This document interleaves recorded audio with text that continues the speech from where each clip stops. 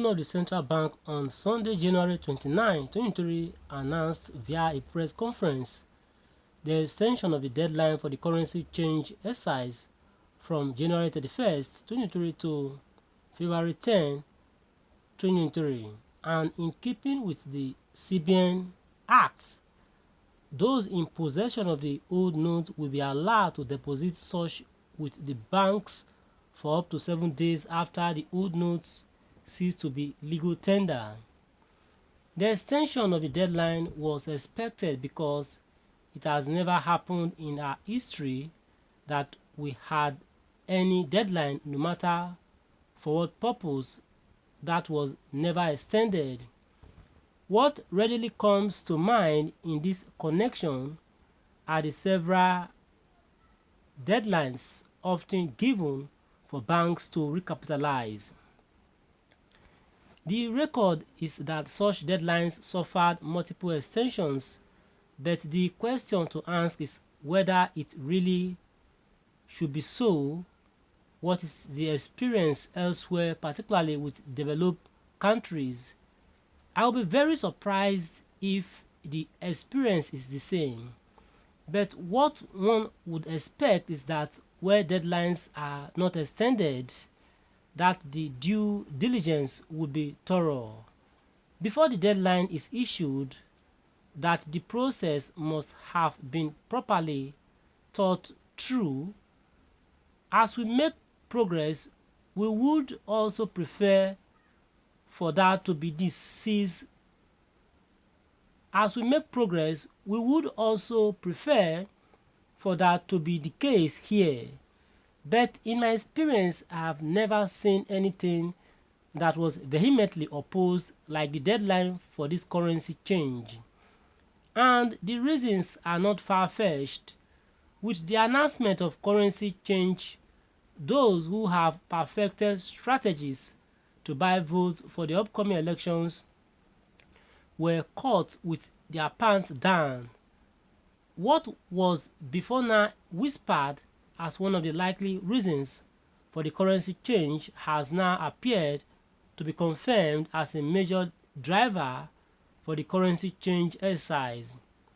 President Buhari would want to disempower those who have stockpiled currency outside the system to buy votes, and it seems he is succeeding.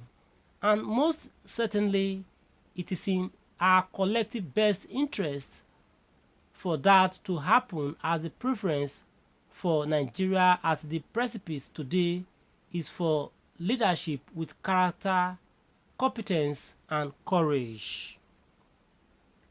President Buhari might not know who will succeed him, but he has no doubt in his mind with regard to those who he is determined not to allow to succeed him. If you ask me, that is statesmanlike. He could have simply been a loyal party person by supporting whoever his party has thrown up, but he is concerned because he is worried about the future of Nigeria. Some might ask what he did to justify such disposition in his almost 8 years in office, particularly upon his takeoff when he took almost 1 year to put a cabinet in place. Well, there is some point here which we would for now prefer to defer to another time. In contrast to this observation, his administration has not proven lame duck at all. It is working as if it has all the time ahead of it. And really, in my opinion, such a stance is deserving of commendation if you look at budget 23 and all the efforts that have been put into its preparation. You cannot but appreciate the fact that the president is working in the understanding that Nigeria can no longer afford the luxury of wasted time. And as we discuss this laudable posture, let me seize this opportunity to address the issue of the ways and means finance, this is another area where the president is being magnanimous.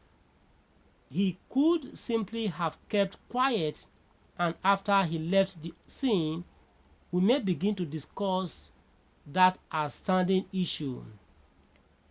It remains a fact that the extant laws guiding the aspect of operation have been breached over the years, which explains why the outstanding in this connection is over 23 trillion naira.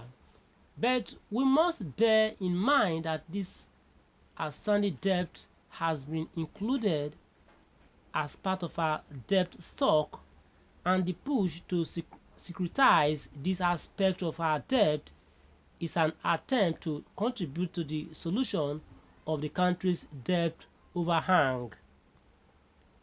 As we have been told, if this attempt is not approved, it will add over 1 trillion naira to our debt stock next year.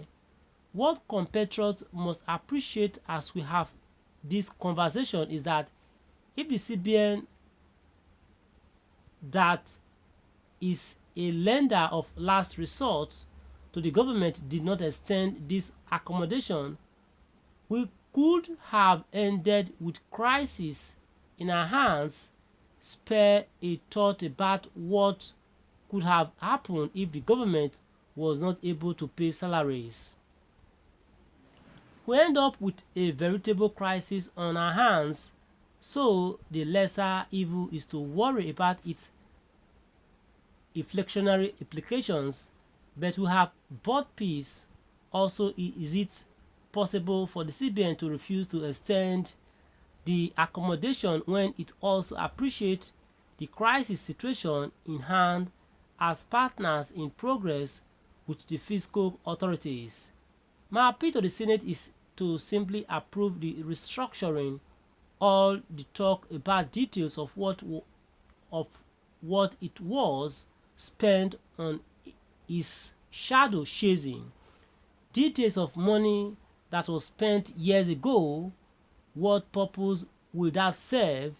Please approve should be given promptly so that this matter will be resolved and put behind us.